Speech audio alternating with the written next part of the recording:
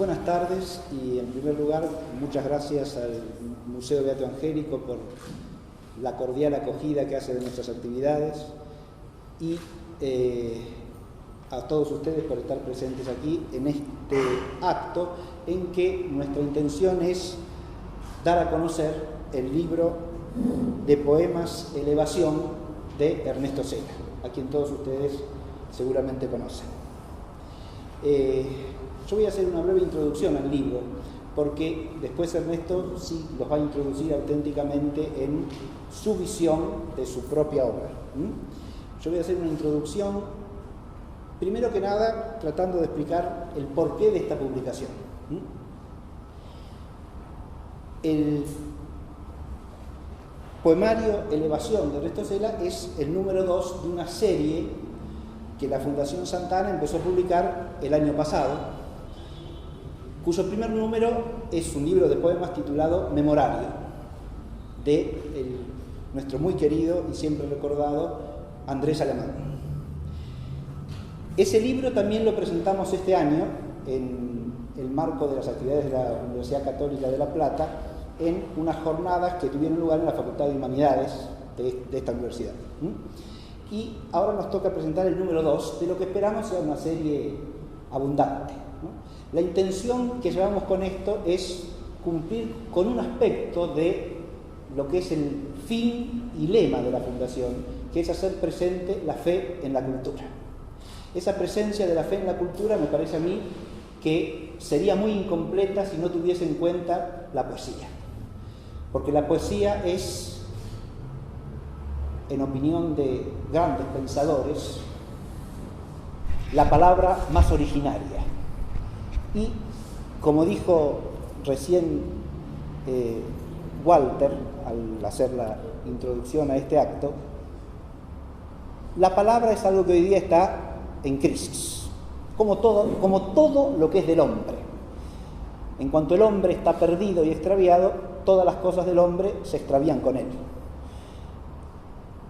Y la palabra especialmente, porque la palabra no es solamente del hombre, la palabra es un excelso don que Dios le ha hecho al hombre. De nuevo, como el hombre mismo, que no se pertenece a sí mismo, sino que pertenece radical y fundamentalmente a Dios.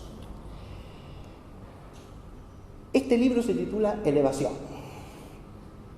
Y lo primero que quería hacer es una breve reflexión sobre el título de la obra. La palabra es un excelso don, dije, porque con la palabra nosotros podemos nombrar lo que las cosas son, podemos invocar las cosas, podemos traerlas a nuestro pensamiento. Dice el poeta alemán Hölderlin que le ha sido dado al hombre el más peligroso de los bienes, el lenguaje, para que con él muestre lo que es.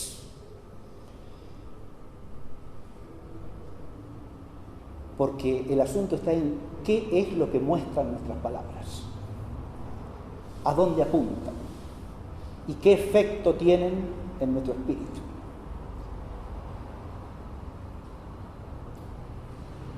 Y hoy estamos llenos de palabras que nos abajan, nos rebajan, nos degradan, nos ensombrecen, nos corrompen también.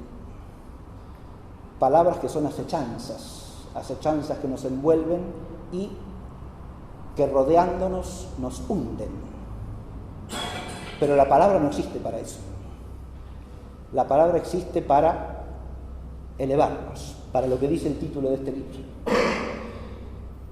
Y a mí me parece de una importancia extraordinaria que le demos cabida, en la medida de nuestras posibilidades, a la palabra que eleva, no a la palabra que degrada, a la palabra que exalta nuestro espíritu, no a la palabra que lo rebaja y lo ennegrece. Pero para eso tenemos que recordar también no solo a qué apunta la palabra, según lo que nombra, y cómo lo nombra, sino también de dónde brota la palabra. Porque, como he dicho, la palabra es algo del hombre también, que sale del hombre. Y la palabra, para que sea una palabra que nos eleve, porque nombra lo que es alto, tiene que brotar de una fuente noble, de una fuente pura. Y ahí está el hecho de que la gran poesía está asociada siempre a espíritus límpidos, a espíritus nobles, como he dicho, puros. La poesía, para ser capaz de nombrar las cosas elevadas y por lo tanto elevarnos, tiene que brotar de un espíritu luminoso, de un espíritu lleno de verdad, de un espíritu capaz de recibir la verdad y capaz de comunicarla. Y aquí voy a hacer una digresión personal, ¿no?, en un elogio del ingeniero Cela, ¿sí?, del agrimensor Cela, porque esta autenticidad de una vida noble es algo que todos los que lo conocen, todos los que lo conocemos, podemos asociar fácilmente con su persona, ¿no? Entonces, esta integridad de la que emana la poesía nos convoca también a que para poder recibir la poesía que eleva, nosotros tenemos que estar encaminados en una vida noble que sintonice con esa poesía que eleva. Y en ese encaminamiento es importantísimo el tener el testimonio de personas que nos guíen y que nos sirvan de ejemplo. El texto poético de esta obra, que como ustedes verán es un libro de pocas páginas y además tiene un estilo muy recatado, muy austero, me lleva a una reflexión que es la última que quiero introducir en relación con la palabra, la música y el silencio. La poesía, como ustedes bien saben, en su origen es siempre canto. En todos los pueblos antiguos los poemas son canciones. La poesía se canta originalmente. Cuando nosotros hablamos de poesía, pensamos fundamentalmente en algo que se lee. Y cuando decimos música, pensamos en algo que se oye y que es sonido, ¿no? Accidentalmente podrá tener palabras, y entonces será una canción, será una obra musical con texto, ¿no? Pero esa manera de pensar nuestra es totalmente ajena al uso originario de los términos, porque música en el griego clásico se refiere no a sonidos sin palabras, sino a la poesía que se canta. Eso es la música. Cuando vemos un texto como Platón o cualquier escritor antiguo, Tucídides, lo que ustedes quieran, música se refiere a la poesía. Y el que compone música es el que compone poesía. Esa es una unidad originaria que para nosotros está de alguna manera perdida, porque nosotros disociamos letra de música. Por un lado está el poema, las palabras, y por el otro lado está la música. Sería muy largo hacer la historia de este proceso, pero, y no viene a cuento aquí, pero sí hacer una reflexión sobre esto por lo siguiente. La palabra es signo que se dirige primariamente a nuestro entendimiento. Entonces, a través de las palabras nosotros siempre recibimos un significado que estamos llamados a comprender, a entender, a interpretar, si ustedes quieren, ¿no?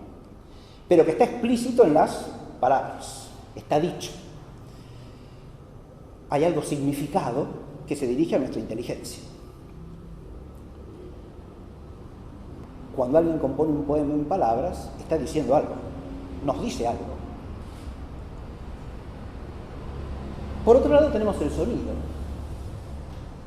la música como sonidos que se armonizan entre sí, que se combinan entre sí, que también procuran decir algo, pero lo dicen de otra manera y lo dicen sin palabras.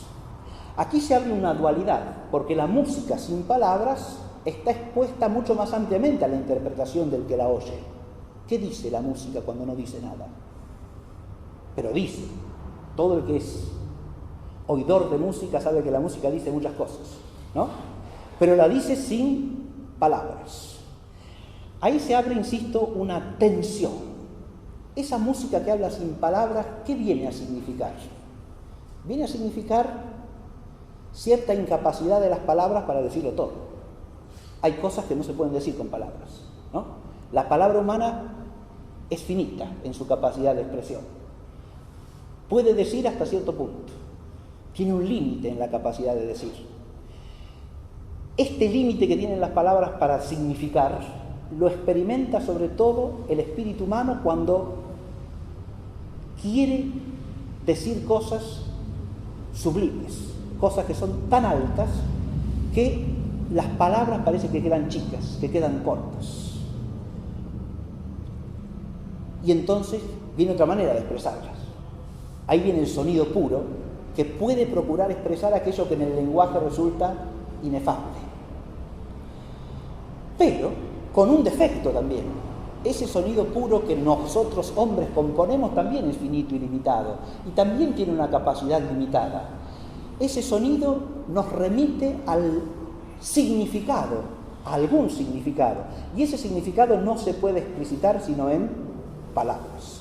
De ahí que los críticos musicales, los que comentan la música, se esfuercen por tratar de explicarnos lo que la música viene a significar, y los historiadores de la música lo mismo, ¿no?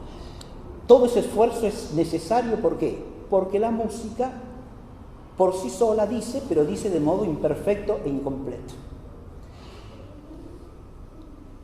La música pura, por un lado, las palabras por el otro, crean una tensión entre lo que se puede expresar y lo que no se puede expresar. Pero esta tensión que acompaña al hombre mientras vive en este mundo, porque lo único que trasciende esa dualidad es la infinita perfección de la palabra divina. Solamente en ella se expresa todo. Como dice San Juan de la Cruz, Dios en su eternidad dijo una sola palabra, y esa palabra es su Hijo. Y en esa palabra expresa todo. Esa palabra es la música infinitamente perfecta y es el poema infinitamente perfecto.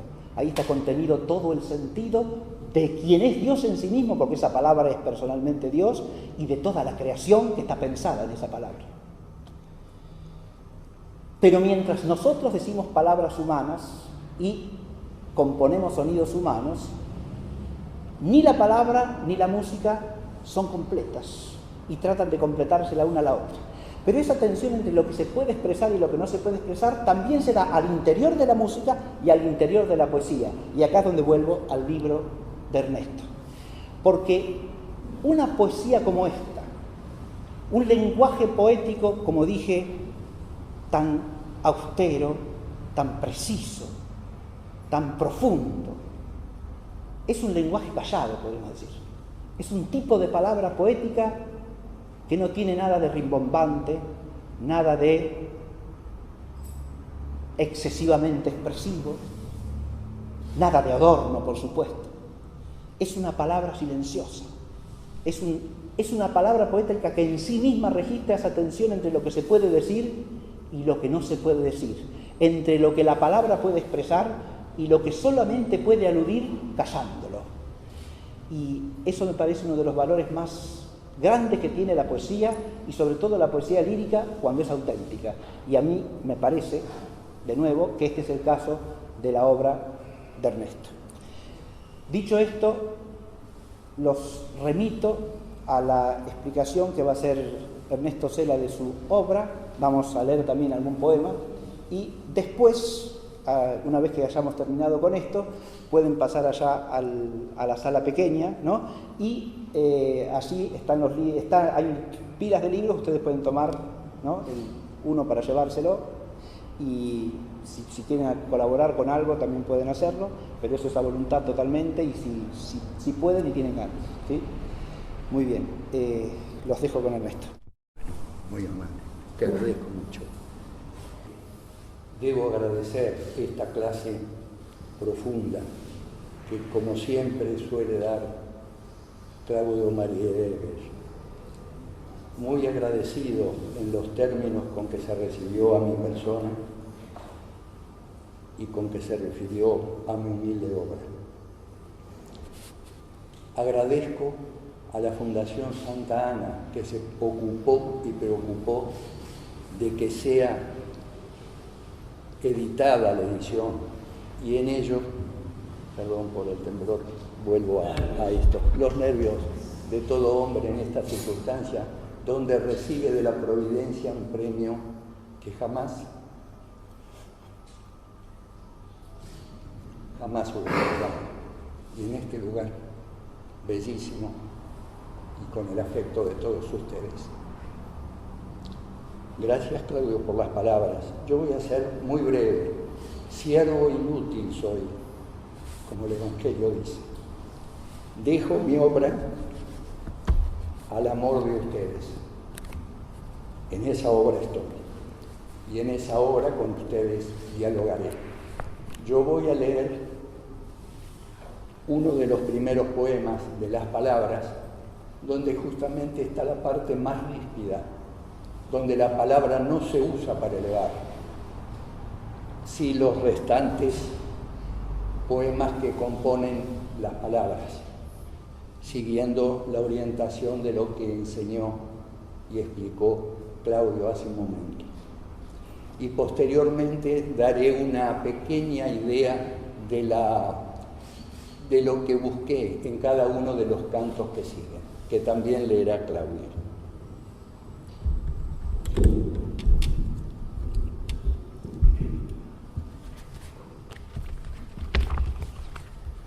Elevación se compone de 3 partes. La primera trata las palabras, la segunda parte, revelaciones, la tercera parte, la vida. Yo voy a leer el poema primero de las palabras.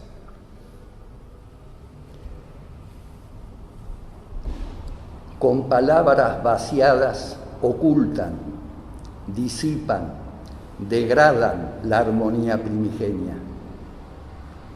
Y una constelación de verbos tan nuevos como inútiles, tan perversos como astutos, corroe hombres y cosas. Niegan, niegan, niegan. No hay otra cosa que esa nada que sigue eternamente dividiéndose en más nadas. Nada, nada es otra de esas blasfemas palabras. Los poemas siguientes siguen algo que en una frase que en unas clases de filosofía escuché de uno de mis compañeros, que refleja bien el objetivo de esta primer parte de elevación. Dice, nosotros nombramos las cosas porque las cosas son, y las cosas son porque Dios las nombra. El resto de las palabras, los poemas que siguen, habla de esa palabra esencial, no la de la común, el signo convencional, sino esa cifra de eternidad, esa esencia que para siempre hace que cada cosa sea lo que es. Y eso es defender al ser y colaborar con la creación. Por eso la nada, que es la anulación del ser, es precisamente una palabra blasfema. A las palabras sigue revelaciones. Claudio va a leer de Revelaciones 2 poemas. El primero de ellos alude a la espiritualidad del hombre, a su inmortalidad.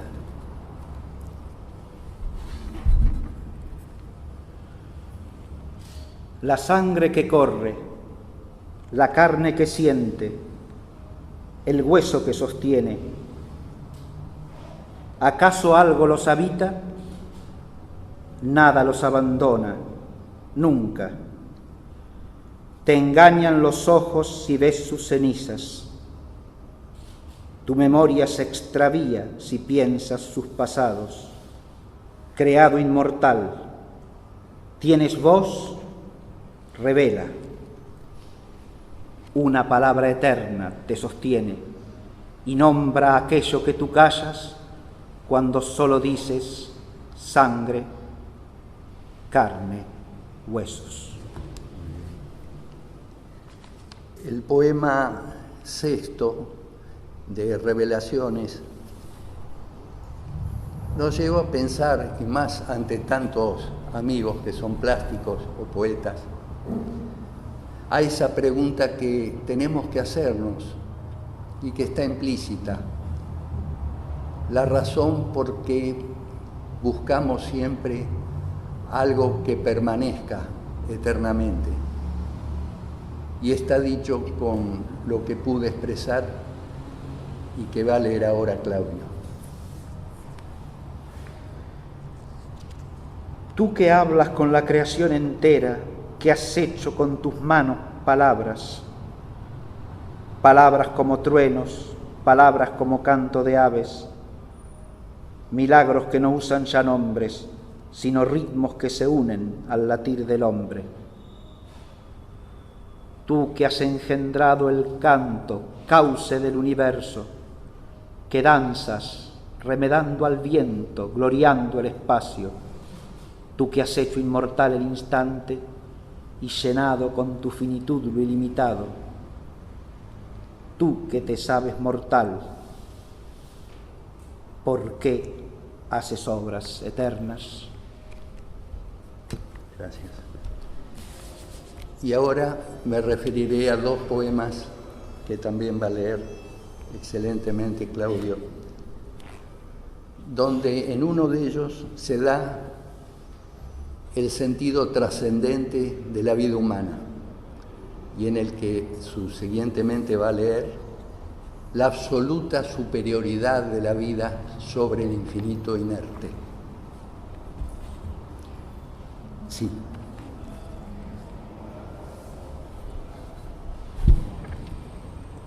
El hombre, el hogar, el fuego, desde sus cenizas resiste, renace, asciende. También el enrarecido humo busca elevarse, siempre. Fuego es la vida, amor que arde. No es un círculo la vida, es un regreso a lo alto. Y el poema 4, que trata de la supremacía de toda vida. Espacio, infinitud, astros y polvo en eterna noche, yermos, soledad infernal, pero no es eso todo. Ante tus ojos sucede huevo, larva, crisálida, y de pronto el aire vibra tras el color. El alma suspira y anhela, y todo ocurre ocupando apenas el hueco de tu mano. Gracias, Claudio. Ahora, debo aclarar que por idea de Claudio Mayeregger, se incorporaron 3 pinturas y acuarelas mías que relaciono con cada una de las partes de elevación. Ustedes las pueden ver expuestas. La primera, asociada a las palabras, es el laberinto, acuarela que he hecho, y agradezco a la profesora Alicia Pereira aquí presente sus enseñanzas, y que da una idea bien de lo tortuoso que es moverse entre las palabras humanas. El segundo trabajo en acrílico, producto del taller de la profesora Patricia Pirota, presente y a quien agradezco sus enseñanzas de siempre, es un abstracto azul que tiene que ver con esa autorrevelación humana. La revelación divina es clara, precisa, pero ese autoconocimiento que el hombre tiene que hacer de sí, conócete a ti mismo, es difícil. Y eso se traduce en una obra que tiene múltiples interpretaciones, y a medida que el alma se afine, se eleva en el conocimiento de lo que allí se trasunta.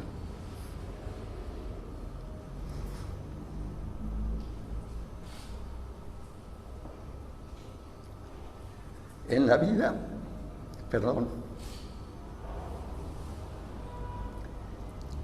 hice un rostro de Cristo que yo lo interpreto como el descendimiento de la cruz. No puse el Gólgota, no puse la cruz, no puse los ayudantes, excluí a la Santísima Virgen y a San Juan.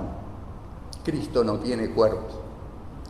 Está allí el rostro de un hombre derrotado y muerto. Pero la fe nos dice que la vida inicia en la resurrección de nuestro Señor, y por eso lo puse, para que recordemos cuál fue el pago de la salvación. Le dejo mi obra con todo amor, y disculpen la emoción, que es tan humana como tantas otras cosas, como la pasión que ponen ustedes al enseñarnos, al pintar, al escribir, al hacer música. Los hombres somos una cosa buena, así dijo Dios al crearnos. Gracias.